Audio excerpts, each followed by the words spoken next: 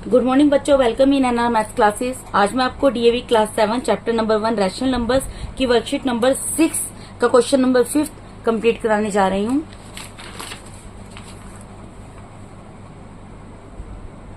देखिए बेटा, अगर आपको मेरे वीडियोस अच्छे लगते हैं तो प्लीज मेरे चैनल को सब्सक्राइब कीजिए, मेरे वीडियोस को लाइक कीजिए और अपने फ्रेंड्स के साथ ज्यादा से ज्यादा शेयर कीजिए।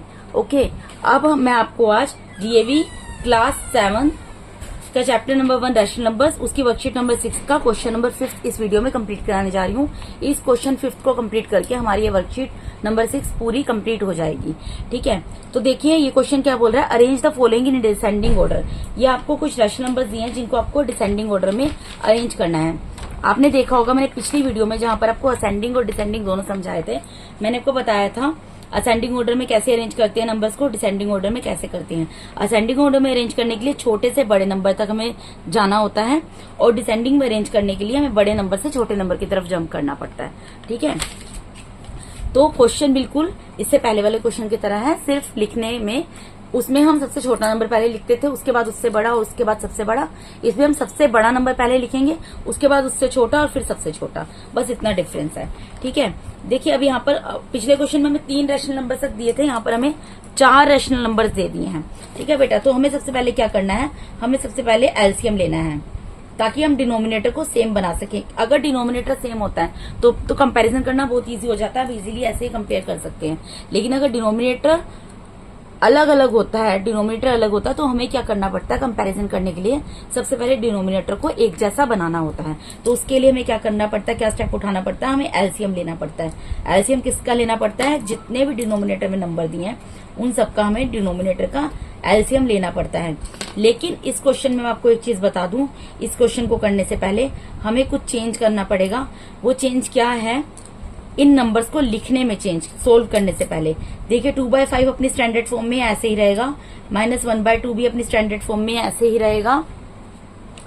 8/-15, या माइनस का साइन नीचे आ रहा है उसको ऊपर ले जाएंगे स्टैंडर्ड फॉर्म में बनाने के लिए, डिनोमिनेटर की जगह न्यूमरेटर के आगे लगा देंगे और यहाँ माइनस से माइनस कैंसिल हो जाएगा, ये नंबर क्या बन जाएगा 3/10। तो अब हमारे डिनोमिनेटर क्या आ गए, 5, 2, 15, 10, जिनका हमको एलसीएम लेना है। तो टेक एलसीएम ऑफ 5, 2, 15 एंड 10, इनका एलसीएम हम लेंगे। ठीक है जी, अब देखिए यहाँ पर मैं आपको एलसीएम लेकर दिखा देती हूँ। 5, 2, 15, 10, इनका मैं एलसीएम लूंगी। ठीक है बेटा, तो सबसे पहले किससे जा रहे हैं, 2 के टेबल से डिवाइड होंगे, 5 तो नहीं होगा, 2 1 जा 2, 15 को भी एज इट इज छोड़ देंगे, 2 5 जा 10। अब आप देखिए 2 1 जा 2 और 2 5 जा 10। अब ये नंबर मेरे पास आए हैं 5, 15, 5, तो ये किससे जाएगा, इसके बाद 3 के टेबल से जाएगा, 3 5 जा 15। उसके बाद क्या होगा, ये 1 से जाएगा, 5 1 जा 5, 5 1 जा 5, 5 1 जा 5। तो मेरा एलसीएम क्या आ गया बेटा, यहाँ पर मेरा एलसीएम आ गया 2 × 3 × 5, 2 3 जा 6, 6 5 जा 30। तो 30 क्या आ गया मेरा एलसीएम। अब मैं इसके बेस पे इस क्वेश्चन को सोल्व करूंगी।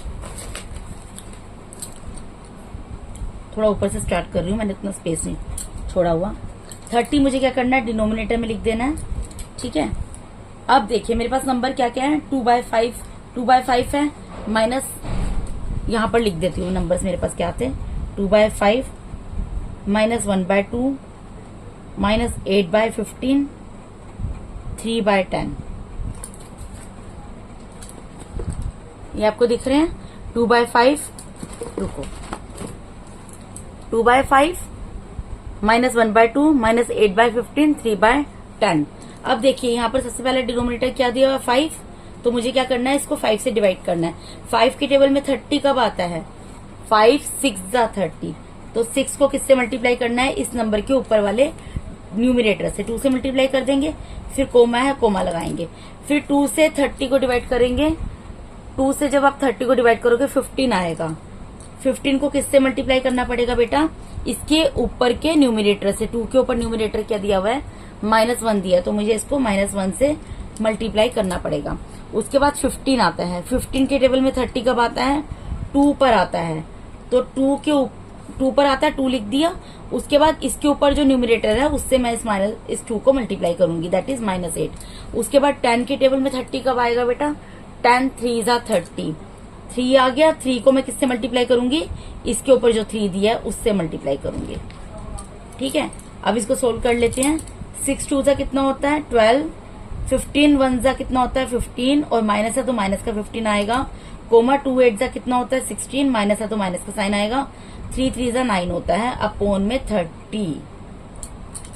ठीक है बेटा, अब ये 30 जो है इन सबका डिनोमिनेटर है, तो मैं इन सब के नीचे इसको लिख दूंगी।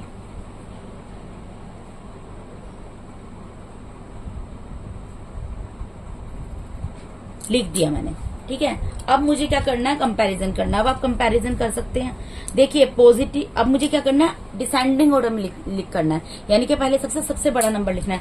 तो नेगेटिव नंबर तो सबसे बड़े हो ही नहीं सकते, ये 2 पॉजिटिव नंबर बचे। अब इन दोनों में कंपैरिजन कीजिए, सबसे बड़ा कौन सा होगा 12/30, इसको लिखेंगे। उसके बाद इससे छोटा कौन सा, दूसरा पॉजिटिव नंबर ऑब्वियसली वो इससे छोटा होगा, उसको लिख दिया। अब बचे 2 नेगेटिव इंटीजर्स वाले नंबर, रैशनल नंबर्स जो जिनका न्यूमरेटर नेगेटिव इंटीजर्स में है। ठीक है, तो इनमें बड़ा कौन सा होगा, इनमें ऑब्वियसली नेगेटिव में क्या होता है, जो छोटा होता है वो बड़ा होता है, यानी कि -15 बड़ा होगा -16 से। तो -30/15/30 लिख देंगे। इसके बाद लास्ट का नंबर जो सबसे छोटा है इन चारों नंबर्स में वो है -16/30, वो लिख देंगे। देयरफॉर मेरा आंसर क्या आएगा बेटा, 12/30 किसको सोल्व करके आया है, 12/30 किसको सोल्व करके आया था, 12/30 आया था सोल्व करके सबसे पहले नंबर को, यानी कि 2/5 को। इसकी जगह 2/5 लिख दूंगी। ठीक है, 9/30 किसको सोल्व करके आया है, सबसे लास्ट के नंबर को। सबसे लास्ट में जो मुझे क्वेश्चन में दिया था वो दिया था -3/-10, वो लिख दूंगी। फिर -15/30 किसको सोल्व करके आया है, -15/30 मेरा सोल्व करके आया था -1/2 को। ठीक है, सेकंड नंबर को सोल्व करके आया था -1/2 को, तो इसकी जगह वो लिख दूंगी। और उसके बाद -16/30 मेरा किसको सोल्व करके आया है, -16/30 मेरा सोल्व करके आया था 8/-15 को, ये लिख दूंगी। तो ये क्या होगा, इस क्वेश्चन का आंसर होगा।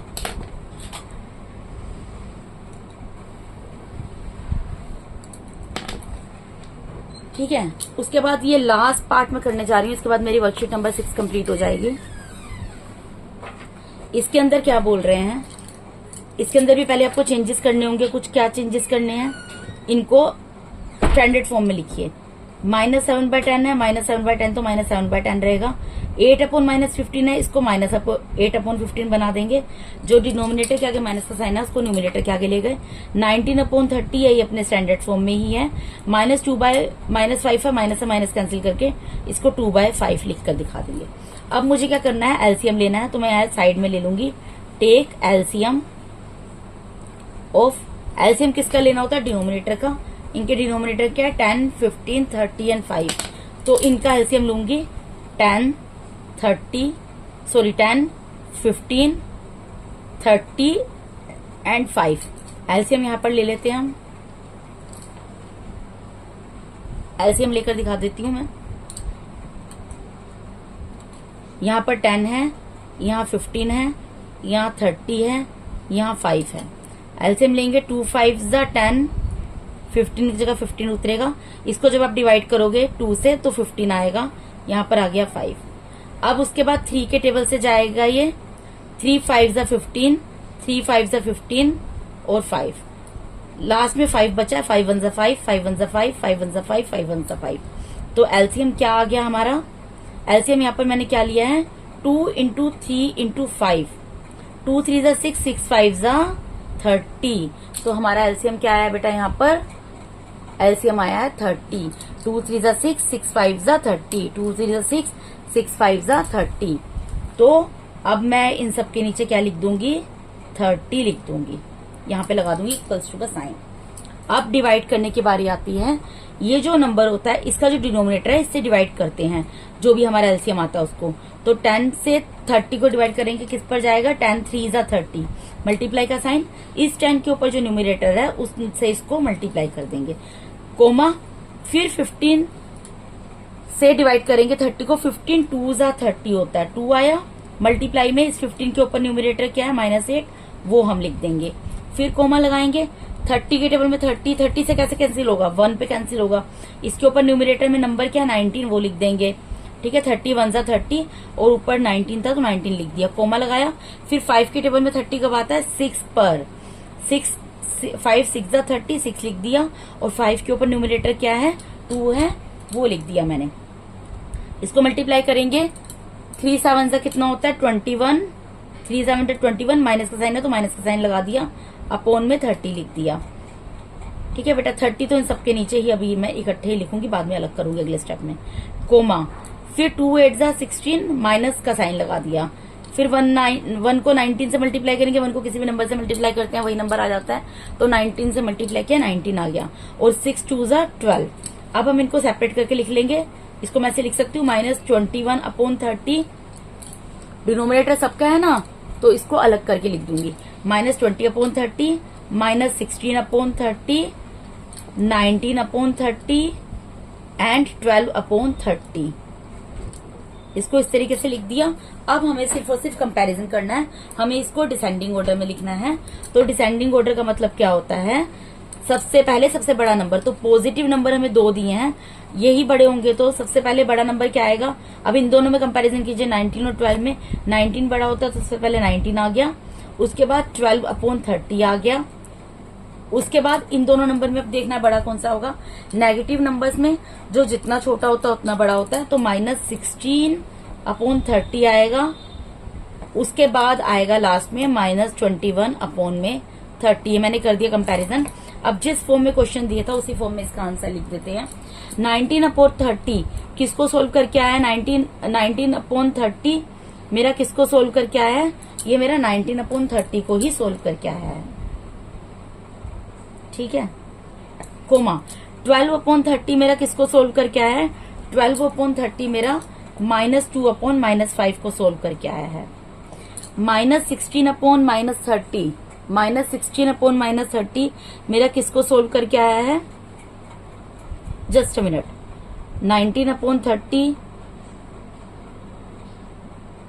19 अपॉन 30 को सोल्व करके आया था, उसके बाद 12 अपॉन 30 था, 12 अपॉन 30 -2/-5 को सोल्व करके आया। ठीक है, उसके बाद -16 अपॉन 30 देखना है, -16 अपॉन 30 हमारा सोल्व करके आया था -8 अपॉन -15 को। ठीक है जी, और उसके बाद -21 अपॉन 30 जो था, -21 अपॉन 30 मेरा सोल्व करके आया था -7 अपॉन 10 को। आंसर ये देखिए, 19 अपॉन 30, 19 अपॉन 30, 19 अपॉन 30 को सोल्व करके आया था बेटा, -2, और ये जो 12 अपॉन 30 है, 12 अपॉन 30 आपका जो सोल्व करके आया था वो -2/5 को, -2/-5 को सोल्व करके आया था। 8 अपॉन -15 जो है वो आपका 8 अपॉन -15 को सोल्व करके आया था, -16 अपॉन 30, 8 अपॉन -15 को सोल्व करके आया था, और -21 अपॉन 30, -7 अपॉन 10 को सोल्व करके आया था। तो यहाँ पर इस वीडियो के अंदर हमारा वर्कशीट नंबर 6 का लास्ट क्वेश्चन, जो लास्ट क्वेश्चन है वो मैंने इसके विद ऑल पार्ट्स कंप्लीट कर दिया है। यहाँ पर आपकी वर्कशीट नंबर 6 कंप्लीट होती है। अगर आपने मेरे चैनल को सब्सक्राइब नहीं किया तो प्लीज मेरे चैनल को सब्सक्राइब कीजिए। अगर आपको मेरा टीचिंग मेथड अच्छा लगता है तो मेरे वीडियोस को लाइक कीजिए और अपने फ्रेंड्स के साथ ज्यादा से ज्यादा शेयर कीजिए। Thank you so much for watching my YouTube videos. And one more thing I want to tell you कि अगर आपको कहीं पर भी किसी भी चीज में कोई डाउट है तो आप कमेंट करके अपने डाउट्स को क्लियर कर सकते हैं। Thank you so much once again.